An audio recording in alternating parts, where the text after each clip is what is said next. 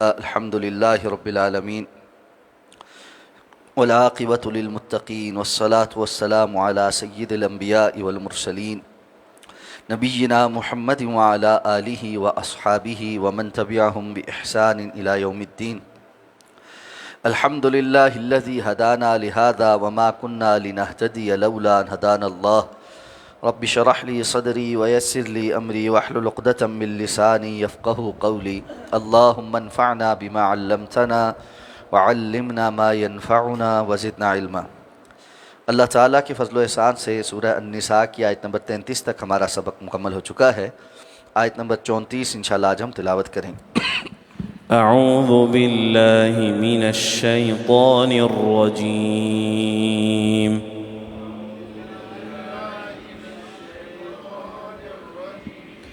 بسم اللہ الرحمن الرحیم.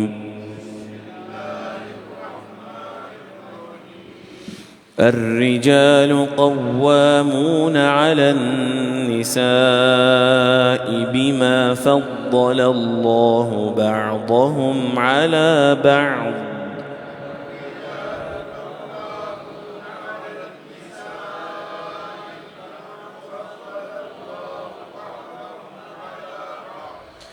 بعضهم على بعض وبما أنفقوا من أموالهم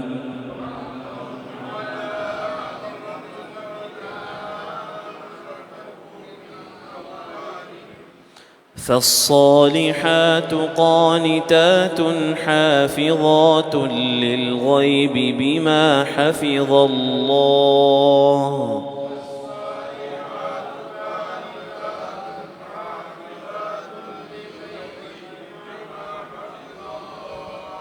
حافظات للغيب بما حفظ الله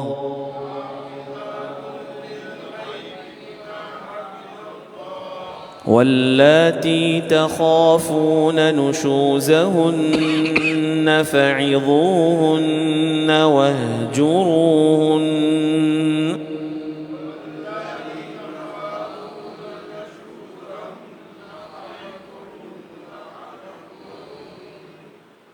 واهجروهن في المضاجع واضربوهن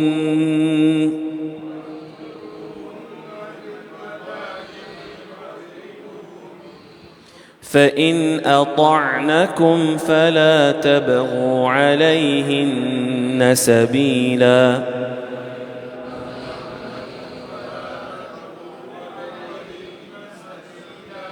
إن الله كان عليا كبيرا.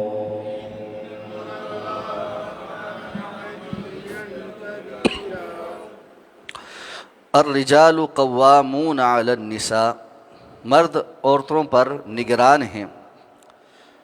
بما فضل اللہ بعضهم علی بعض، بوجہ اس کے جو فضیلت اللہ نے تم میں سے بعض کو بعض پر دی ہے. وبما انفقوا من اموالہم، اور بوجہ اس کے کہ جو وہ اپنے مالوں میں سے خرچ کرتے. فالصالحات، تو پس نیک عورتیں، قانتات، جو اطاعت اور فرما برداری کرنے والی ہیں، حافظات للغیب، اور غیب میں حفاظت کرنے والی ہیں، بما حفظ اللہ، بوجہ اس کے کہ جو اللہ نے ان کی حفاظت کی. واللاتی تخافون، اور وہ عورتیں کہ جن کے بارے میں تمہیں ڈر ہو، نشوزہن، ان کی بدسلوکی کا، فعظوہن، تو پس انہیں نصیحت کرو. واہجروہن فی المضاجع، اور ان کو بستروں سے الگ کر دو. واضربوہن، اور ان کو مارو. فإن اطعنکم، پس اگر وہ تمہاری اطاعت کریں، فلا تبغوا علیہن سبیلا، تو ان پر زیادتی کا کوئی راستہ نہ تلاش کرو. ان اللہ کان علیا کبیرا، یقیناً اللہ تعالی بہت زیادہ بلند اور بہت بڑا ہے. گزشتہ آیات میں اللہ رب العزت نے اس بات کا حکم دیا تھا کہ تم میں سے بعض دوسروں کو جو اللہ نے فضیلت دی ہے اس کی تمنا اور خواہشیں نہ کریں. بلکہ یہ اللہ کی تقسیم ہے۔ مردوں نے جو کمانا ہے ان کو اس کا بدلہ ملے گا، عورتوں نے جو کمانا ہے ان کو اس کا بدلہ ملے گا، اور اللہ سے اس کے فضل کا سوال کیا کرو۔ اور پھر فرمایا کہ اللہ نے تم میں سے ہر ایک کے لیے جو کچھ والدین اور قریبی رشتہ دار چھوڑ جائیں اس میں سے حصہ مقرر کر دیا ہے، اور یہ اللہ کی تقسیم ہے۔ اور جن کے ساتھ تمہارے ہجرت کی وجہ سے مواخات ہوا تھا ان کو کچھ نہ کچھ دو۔ تو اب یہ تسلسل کے ساتھ معاشرتی زندگی میں بہتری کے لیے اور ایک نظام کو قائم رکھنے کے لیے جو احکامات دیے جا رہے ہیں انہی کا تسلسل اس آیت میں بھی۔ تو سب سے پہلی بات فرمائی کہ الرجال قوامون علی النساء، مرد عورتوں کے اوپر نگران ہیں، یعنی گھریلو زندگی کے اندر جہاں نظام چلانا ہے وہاں پر مرد قوام ہے، یعنی نگران ہے۔ اور جس طرح کسی بھی ادارے کا کوئی نگران ہوتا ہے، کسی حکومت کا کوئی نگران ہوتا ہے، ذمہ دار ہوتا ہے، اور اس نے باقی لوگوں کو احکامات دینے ہوتے ہیں، ان سے کام لینا ہوتا ہے، ذمہ داریوں کا تعین کرنا ہوتا ہے، بالکل اسی طرح گھر کے اندر، گھر میں ذمہ داریوں کا تعین کرنا، گھر کے اندر انتظام و انصرام کو چلانا، یہ مرد کا کام۔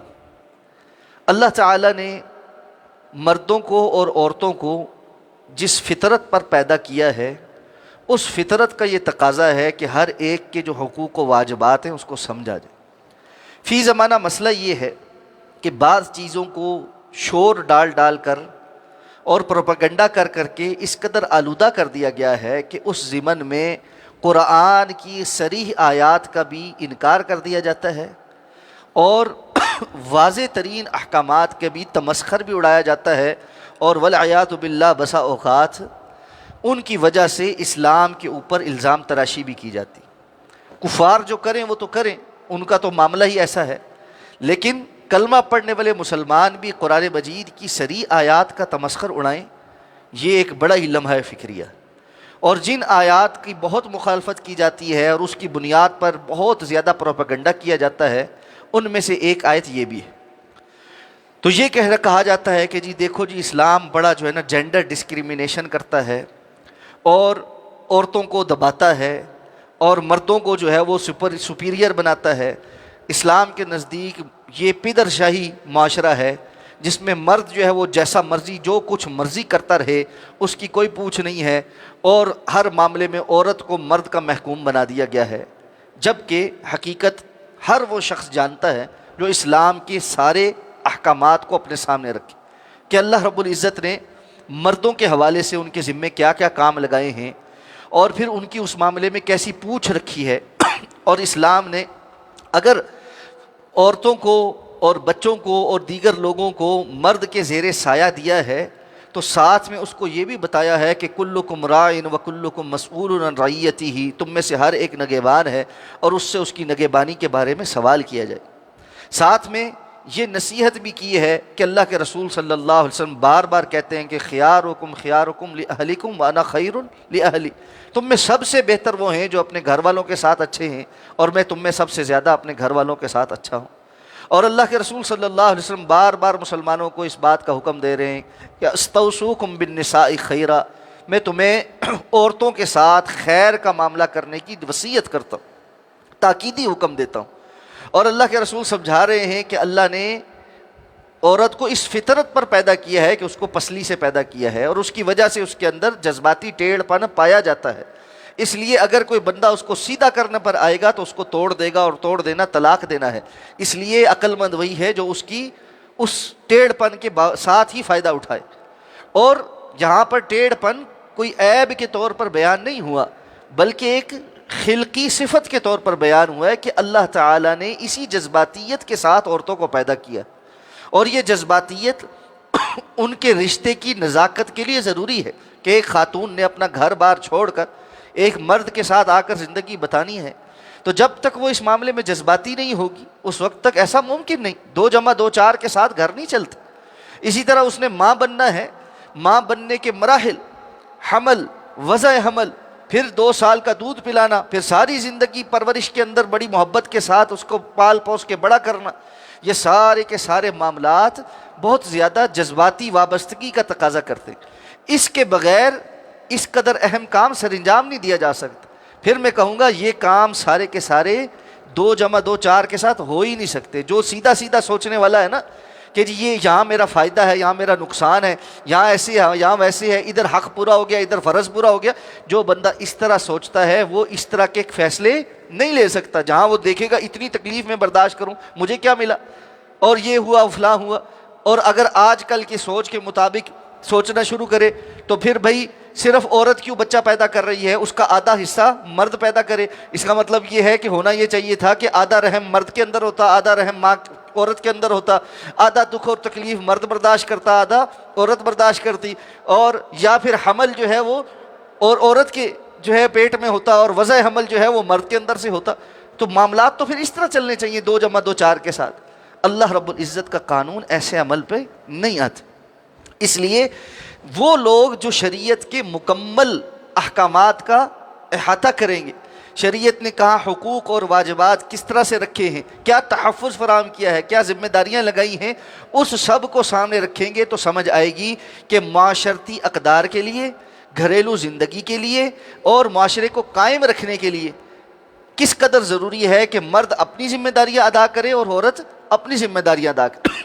اور اگر اس طرح بات سمجھ نہیں آتی تو اور طریقے سے سمجھ لیں کہ جن لوگوں نے، جن معاشروں نے اللہ کے اس قانون کو پس پش ڈال دیا، وہاں کیا صورتحال ہے۔ سب سے پہلی چیز تو یہ کہ عورت کو یہ کہہ دیا کہ تم کوئی مرد کی غلام تھوڑی ہو، وہ پیسہ کماتا ہے، تم بھی پیسہ کماؤ، تم گھر سے باہر نکلو۔ اب جتنے عورت کی ذمہ داریاں تھیں وہ تو عورت کے ذمہ ہیں، لیکن جو مرد کی ذمہ داری تھی کہ وہ عورت کو تحفظ فراہم کرے اور اس کی نان نفقے کی ذمہ داریاں لے، اس کی جملہ ذمہ داریاں لے، اور کیسے لے، جس لیول پر خود رہتا ہے اس لیول پر رکھے، جیسا خود کھاتا ہے ویسا کھلائے، جیسا خود پہنتا ہے ویسا پہنائے، جس گھر میں خود رہتا ہے اس گھر کے اندر رکھے، جیسی عزت خود انجوائے کرتا ہے ویسی عزت اپنی بیوی کو بھی دلوائے۔ تو یہ سب تو ختم کر دیا۔ اب کیا ہے جی، مرد اور عورت برابر ہے۔ اب یہ مرد عورت برابر ہیں، اس کو بنا سنوار کر نوک پلک درست کروا کے معاشرے میں بہت سارے مردوں کے آگے ڈال دی۔ اب وہاں پر مردوں کے اندر جو ایک جبلت ہے کہ ان کے لیے عورت کی طرف جو نظر ہے وہ مختلف، اس نے جب سامنا ایک مرد کے بجائے ہزاروں مردوں کا کرنا شروع کیا تو اس کو لگتا ہے یہ سارے بھیڑیے، یہ سارے مجھے اس نظر سے دیکھتے ہیں۔ اللہ کا حکم چھوڑنے کا نتیجہ کہ وہ ایک کو برداشت نہیں کر رہی تھی، اس کو درجنوں برداشت کرنے پڑ گئے۔ پھر اس میں جو ہراسانی کے معاملات ہیں، جو ہیرسمنٹ کے معاملات ہیں، پھر اس پہ قانون بنا رہے ہیں، لیکن وہ کنٹرول ہونے پہ نہیں آ رہا۔ دنیا کا پورا ڈیٹا اٹھا کر دیکھ لیں، کسی بھی ملک کے اندر سخت ترین قوانین کے باوجود ہیرسمنٹ ختم نہیں ہو رہی۔ جنسی استحصال عورت کا ہو رہا ہے اور وہ اس کو برداشت کر رہی ہے۔ کیوں کر رہی ہے؟ کہ باس بیٹھا ہے، اس نے ترقی دینی ہے، اس نے آپ کی رپورٹ لکھنی ہے، اس نے بہت سارا کچھ کرنا ہے، اس کے اختیارات ہیں، اور اس میں سے اگر کوئی اکا دکا جو ہے وہ شریف آدمی ہے، باقی سارے کے سارے موقع ملتے ساتھ بھیڑیے ہیں۔ اب اس کے بعد اس سارے ماحول میں سے جو وہ کما کر لاتی ہے وہ اس کو خرچ کرے گی۔ اب خرچ کرنے کے ساتھ معاملہ یہ ہے کہ اس کے ساتھ جو مرد تھا جس نے اس کو کوئی تعلق میں رکھا یا کسی جو ہے ریلیشن شپ میں اس کے ساتھ آ گیا، وہ اس کو کہتا ہے بھائی کماتے تو ہم علیحدہ علیحدہ ہیں، ہم اکٹھے بیٹھ کے روٹی کھا لیں گے لیکن بل جو ہے وہ آدھا آدھا پے کریں گے۔ اگر ہم لیو ان ریلیشن شپ ٹائپ کسی چیز میں ہیں تو آدھا کرایہ تم دو گی، آدھا میں دوں گا، سارا کچھ ہوگا۔ اب اس سب میں اس کی جو جذباتی کیفیات ہیں وہ رون دی گئی، اس کو کہا مرد بنو، صنف آہن بنو۔ حالانکہ اللہ نے اس کو نازک بنایا تھا لیکن کہا نہیں تم آہن بنو، تم مرد کی برابری کرو۔ جس مرد کو اللہ رب العزت نے 100 کلو کا وزن ایسے اٹھانے کی طاقت دی ہے، اس اللہ کی بندی کو 40 کلو کا وزن اٹھانے کی طاقت بھی نہیں دی، اس کو کہا نہیں تم 100 کلو اٹھا کر دکھاؤ۔ اب یہ برابری کے نام پر جو ظلم ہوا ہے، اس کے نتیجے میں دن بدن عورت چکی میں پس رہی۔ پھر اس عورت نے یہ فیصلہ کیا کہ یہ سارا کچھ کرنے کے بعد جب بھی تعلق قائم ہوتا ہے الٹیمیٹلی حمل مجھے ٹھہرتا ہے، اس کو تو ہو نہیں سکتا۔ تو اب فیصلہ یہ ہے کہ میں نے نسل ہی نہیں پیدا کر۔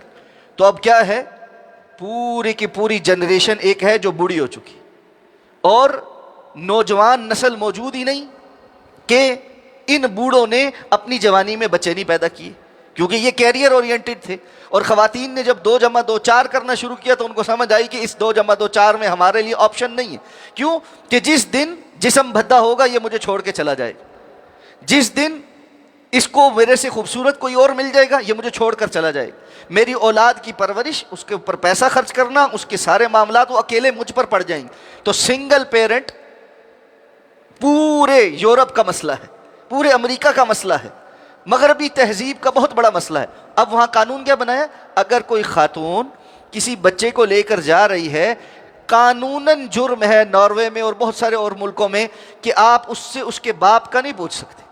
اگر کوئی بندہ کسی خاتون سے اس کے بچے کے باپ کے متعلق سوال کرتا ہے تو وہ ایک اخلاقاً بہت بڑا جرم کر رہا ہے. کیوں کر رہا ہے؟ یہ نہیں پتا یہ بچہ حلالی ہے یا حرامی ہے، یہ بھی نہیں پتا کہ اس بچے کے باپ کا اس خود خاتون کو بھی پتا ہے کہ ایگزیکٹلی کہ کون ہے یا نہیں ہے، یا کسی پارٹی میں ملا تھا اور رات گزری اور اس کے بعد یہ کاروائی ڈل گئی.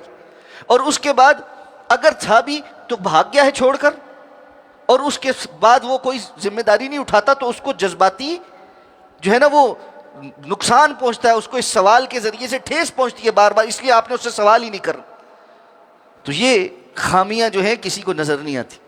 اور اس کے بعد پھر اب ملک جو ہے وہ انسینٹیوز کا اعلان کر رہے ہیں کہ بھئی ہمارے پاس جو جوڑے شادی رجسٹر کرائیں گے ان کو اتنا فائدہ ہوگا، جو اس کے بعد بچہ پیدا کریں گے ملک اتنے پیسے دے گا، اتنی کفالت کرے گا.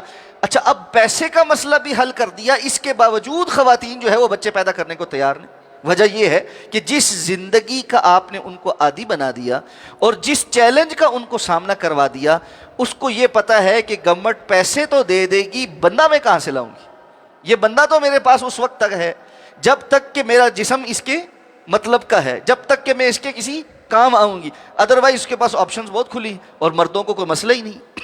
تو اس بنیاد پر جو معاشرہ پروان چڑھا ہے، اس میں پیدا ہونے والی اولادیں بھی کون سی ہیں؟ جن کو ماں باپ کا کوئی پتہ نہیں کہ ماں باپ کیا ہیں.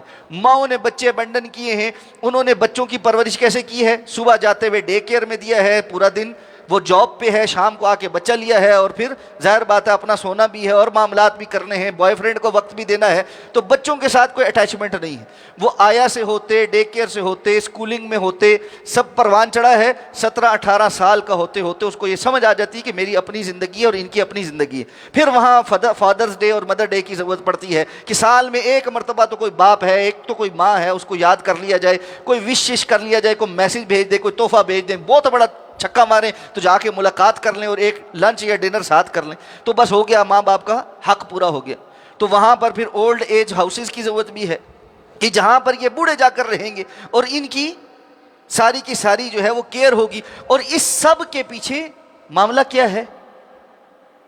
انڈسٹریلائزیشن کا، صنعتی جو انقلاب ہے، اس میں سیٹھوں کا مفاد کہ بھائی زیادہ سے زیادہ ورکر موجود ہوں، شفٹیں لگیں، عورتیں بھی کام کریں، بندے بھی کام کریں، سستی لیبر ہمیں دستیاب ہو جائے، اور یہ سارے کے سارے اپنے مالی مفادات کی خاطر کام کرنے پہ لگ جائیں، اور ان کے بچے بھی رل جائیں، خاندانی نظام بھی رل جائے، ہر چیز بھی رل جائے، ہمیں کوئی مسئلہ نہیں ہے.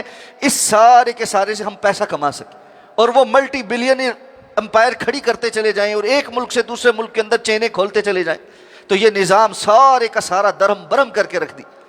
اور یہ جو اسلام نظام دیتا ہے اس کی ساری خوبیاں پسے پش ڈال کر گوروں کو دیکھا دیکھی پیچھے پیچھے ان کے ناکام سسٹم جن پہ بربادی ہو چکی، ڈپریشن آ چکا، اور جو ہے خاندانی نظام برباد ہو گیا، ملکی نظام برباد ہو گیا، نسلوں کا نظام برباد ہو گیا، اس کے ریزلٹس سامنے ہیں. وہ مان رہے ہیں، تسلیم کر رہے ہیں کہ ہم سے غلطیاں ہو گئی، اب ہمیں ان کو ریوائیو کرنا چاہیے، دیہاتی زندگی کی طرف جانا چاہیے، خاندانی زندگی کی طرف جانا چاہیے. لیکن ہمارے ہاں کے دو انگریزی کے جملے بولنے والے لنڈے کے لبرل ابھی اس پرانے کھاتے پہ ہیں کہ نہیں اسلام کہتا الرجال قوامون علی النساء، اور اسلام کہتا جی دیکھو جی عورتوں کو مارو اور فلاں کرو، اور جو اللہ نے نظام بتایا ہے پورا اس سارے کو پسے پش ڈال.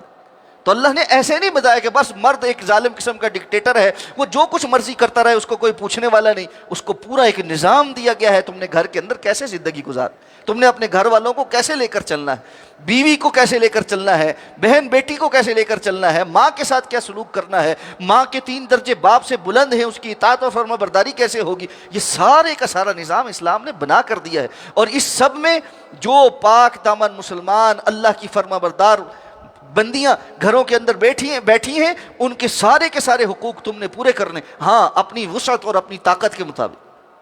تو فرمایا اس لیے اللہ نے ان کو فضیلت دی ہے بما فضل اللہ بعضهم علی بعض. سب سے پہلا نقطہ یہ سمجھو اللہ نے بعض کو بعض پر فضیلت دی. یہ اللہ کا قانون ہے. جو اللہ کے قانون کو مانتا ہے اس کو یہ تسلیم کرنا پڑے. یہ جو فیمنزم کا بیانیہ ہے نا، یہ قطعاً اسلام کا بیانیہ نہیں.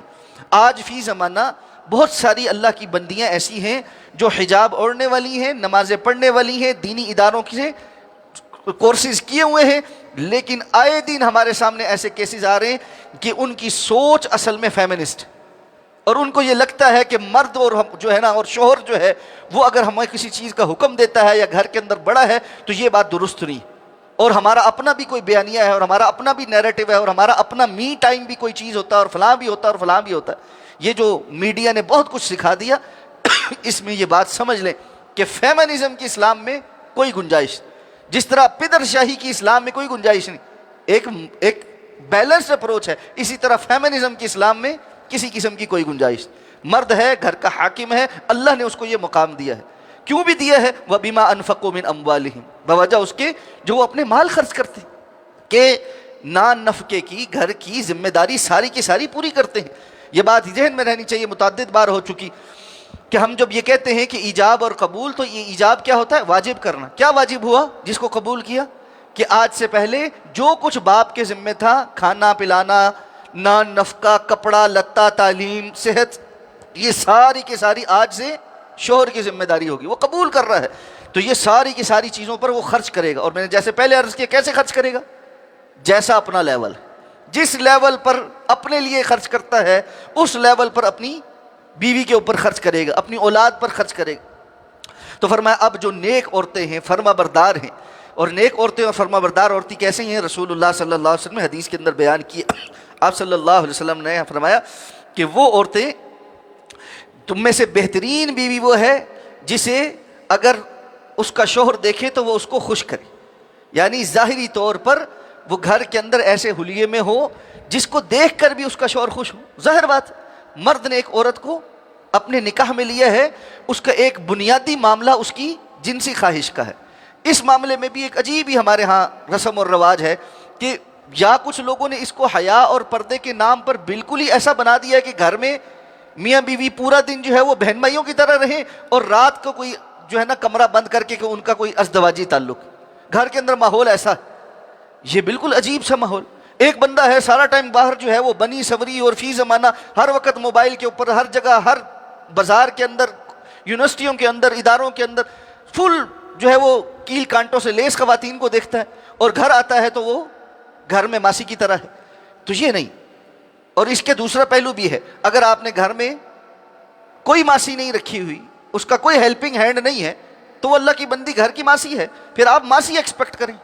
اگر آپ نے گھر میں اس کو فیسیلیٹیٹ کیا ہے کہ جس میں اس کے ساتھ کوئی ہیلپ کرنے والا ہے، اگر اللہ نے توفیق دی ہے اور اس کے ساتھ کوئی معاونت کرنے والی کام والی موجود ہے، تو پھر اس سے یہ ایکسپیکٹ بھی کریں کہ وہ آپ کے لیے بنے سنورے اور آپ گھر میں داخل ہو تو اس کو دیکھ کر خوش ہوں. تو اللہ کے رسول نے فرمایا اچھی بیوی کون سی ہے؟ کہ جس کو شوہر اس کو دیکھے تو وہ اسے خوش کرے، اور اس کسی بات کا حکم دے تو وہ اسے پورا کرے. سب سے بڑا مسئلہ آج کل اس بات کا کہ یہ مجھے حکم دیتا ہے. بھائی اللہ نے اس کو حکم دینے کا اختیار دیا ہے. ہاں، مردوں کو بھی غیر ضروری حکم نہیں دینے چاہیے. پانی بھی اٹھ کر نہیں پیتا، گھر کے اندر لیٹا ہے، پڑا ہے، بس اپنی جگہ پہ پڑا ہوا ہے، آواز پہ آواز دے رہا ہے، یہ لا دو، وہ لا دو، یہ کر دو، وہ کر دو، میرے یہ نہیں ہوا، میرا وہ نہیں ہوا. بھائی کچھ گھر میں ہلو جلو. آپ کو اللہ نے ہاتھ پاؤں سلامت دیے ہوئے ہیں، اپنے کام کچھ خود بھی کیا کرو، کچھ گھر کے کام بھی کیا کرو. اللہ کے رسول صلی اللہ علیہ وسلم جب گھر میں ہوتے تھے تو معاونت کرتے تھے اور گھر میں ہاتھ بٹاتے تھے. ام المومنین حضرت عائشہ صدیقہ رضی اللہ تعالیٰ عنہ فرماتی ہیں اللہ کے رسول صلی اللہ علیہ وسلم جب گھر میں ہوتے تھے تو اپنے کپڑوں کو خود پیوند لگا لیتے تھے، اور جو ہے وہ کبھی جو ہے آپ گھر کے اندر صفائی بھی کر دیا کرتے تھے. تو جس قدر ممکن ہے اس میں گھر کے کاموں کے اندر معاونت کرو، اولاد کی تربیت میں معاونت کرو. آج کل اولاد بہت منہ زور ہو گئی، اور قیامت کی نشانیوں میں سے ہے کہ اولادیں ماں باپ کے منہ کو آنا شروع ہو جائیں. ایسے میں ماؤں کے کنٹرول میں ہی نہیں آ رہے بچے. باپ ہے وہ کہتا ہے جی یہ تم نے بچوں کی تربیت صحیح نہیں کی. تو بھائی آپ نے جو تربیت کرنی تھی آپ کا حصہ کدھر ہے؟ باپ کا ایک گھر میں روب ہونا چاہیے.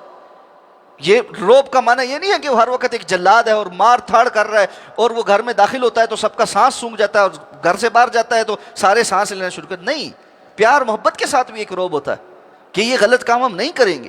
اور اگر کریں گے تو ہمارا باپ ہماری ماں کے ساتھ کھڑا ہوگا اور وہ ہمیں ماں کے ساتھ غلط طریقے سے بات نہیں کرنے دے گا، زیادتی نہیں کرنے دے گا۔ اگر کسی بندے کی اولاد اس کی اہلیہ کے ساتھ یعنی اپنی ماں کے ساتھ بدتمیزی کر رہی ہے اور وہ بندہ برداشت کرتا ہے، سب سے بڑا قصوروار یہ بندہ۔ کسی مرد کو اس بات کی طرف ہرگز اپنی اولاد کو اجازت نہیں دینی چاہیے کہ اس کی اولاد اپنی ماں کے ساتھ بدتمیزی کرے اور وہ اس کو برداشت کرے اور ان کے ساتھ ہنسے اور ٹھٹے لگائے کہ ٹھیک ہے یہ جو ہے نا تمسخر اڑا رہا ہے، بدترین انسان۔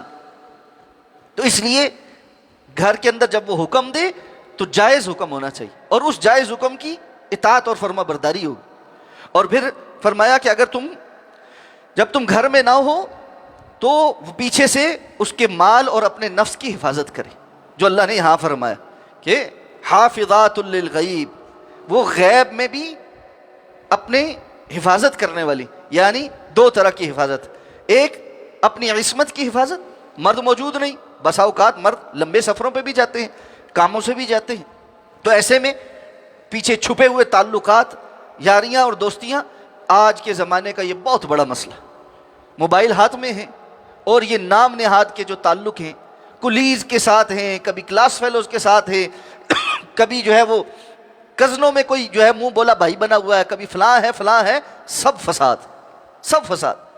اور اس میں جب مرد منع کرے کہ یہ کیا ہے، ایک حد سے زیادہ فلاں کے ساتھ بے تکلفی کیوں ہے، کیوں تم مجھ سے غیر میں جو ہے وہ چیٹ پہ بات کر رہی ہو، تو ایک ہوا بنا دیا جاتا ہے، یہ میرے کردار پر شک کر رہا ہے، مجھ پر الزام لگا رہا ہے، مجھے بدکار سب کہہ رہا ہے۔ بھئی یہ کام مت کرو، جس جانب جانے کا رستہ بدکاری پر ہے اور اس کی طرف تہمت لگتی ہے، اللہ کے رسول صلی اللہ علیہ وسلم کی روایت ہے، ٹھیک ہے اس کی سند پہ کلام ہے لیکن اپنے معنی میں بالکل ٹھیک، اتقوا مواضع التہم، جہاں انگلی اٹھنے کا اندیشہ ہو ان جگہوں سے بچو۔ اللہ کے رسول صلی اللہ علیہ وسلم اپنی زوجہ کے ساتھ کھڑے ہیں، حضرت صفیہ کے ساتھ، دو بندے گزرتے ہیں، آپ ان کو بلاتے ہیں، کہتے ہیں یہ میری بیوی صفیہ، وہ کہتے ہیں اللہ کے رسول ہم تو آپ کے بارے میں کبھی ایسا سوچ بھی نہیں سکتے۔ آپ نے فرمایا لیکن شیطان انسان کے خون میں، انسان کے جسم میں خون کی طرح دوڑتا ہے کہ شیطان آ کر وسوسے ڈالتا ہے، آ کر اس کا تو کام ہی ہے میاں بیوی کے درمیان پھوٹ ڈلوائے۔ ایسا کام ہی بندہ کیوں کرے کہ جس کی بنیاد پر جو ہے وہ میاں بیوی کے درمیان پھوٹ پڑے۔ اور یہی معاملہ بعینی ہی مردوں کے لیے بھی ہے، یہ نہیں ہے کہ عورت کو تو یہ سارا کچھ منع ہے لیکن وہ اپنی کلیگ کے ساتھ، وہ اپنی کزن کے ساتھ، وہ اپنے فلانے کے ساتھ بالکل بے تکلف ہے اور ذو معنی قسم کی گفتگو ہوتی ہے اور میسیجز ہوتے ہیں اور لمبی لمبی کالیں ہوتی ہیں، اور بیوی کہے کہ یہ کیا ہے تو وہ آگے سے کہے تو میں تو مرد ہوں، مجھے تو کچھ بھی کرنے کی اجازت ہے۔ ایسا کچھ نہیں۔ یہ جو ہمارے معاشرے میں یہ سمجھ لیا گیا کہ عزت کی حفاظت صرف عورت کی ذمہ داری ہے اور مرد کی کوئی عزت کی حفاظت نہیں ہوتی، وہ تو جو کچھ مرضی کرے، نہیں، اللہ رب العزت نے کیا حکم دیا ہے مردوں کو بھی اور عورتوں کو بھی؟ کیا کہا کہ اپنی نگاہوں کو نیچے رکھو اور اپنی شرمگاہ کی حفاظت کرو، اپنی عصمت کی حفاظت کرو، اور مردوں کو بھی بعینی انہی الفاظ میں کہا کہ نگاہوں کو نیچے رکھو اور اپنی عصمت کی حفاظت کرو۔ اس لیے یہ بات مرد کے لیے بھی اتنی ہی ضروری ہے کہ وہ بھی یہ جو ایکسٹرا میرٹل افیئرز ہیں یا چھپی ہوئی دوستیاں ہیں اور دوسروں کی عورتوں کو ورگلانا ہے، اس ساری خباثت سے باز آ جائے، اور اللہ رب العزت سے اس معاملے میں عفت اور پاک دامنی کا سوال کرنا چاہیے، وگرنہ اس معاملے میں انسان اس حد تک چلا جاتا ہے کہ بندہ واپس آنا ممکن نہیں رہتا۔ جو بندہ اللہ سے دعا مانگتا رہے، اللہ اپنے آپ کو اور اپنے نفس کو اللہ کی حفاظت میں دے، اللہ رب العزت کے سامنے سرنڈر کرے اور مسلسل اللہ رب العزت سے دعا مانگتا رہے، اسی کی حفاظت ہو سکتی، اور اللہ ہم سب کی حفاظت فرمائے۔ تو فرمایا بما حفظ اللہ، بوجہ اس کے جو اللہ نے ان کی حفاظت کی ہے، یعنی اللہ نے جب تمہارے حقوق محفوظ کر دیے اور اللہ نے ایک مرد کے نکاح میں دے دیا جہاں تمہاری عصمت کی حفاظت ہو گئی، تو اب اتنا دھیان تو اس کو خود رکھنا چاہیے۔ تو اس بارے میں آیت کا جو اگلا حصہ ہے اس پر انشاءاللہ تفصیلاً کل گفتگو کریں گے کیونکہ وقت کافی ہو گیا۔ اللہ تعالیٰ سے دعا اللہ ہمیں سمجھ کر عمل کرنے کی توفیق عطا فرمائے۔ سبحانک اللہم و بحمدک، نشہد ان لا الہ الا انت، نستغفرک و نتوب۔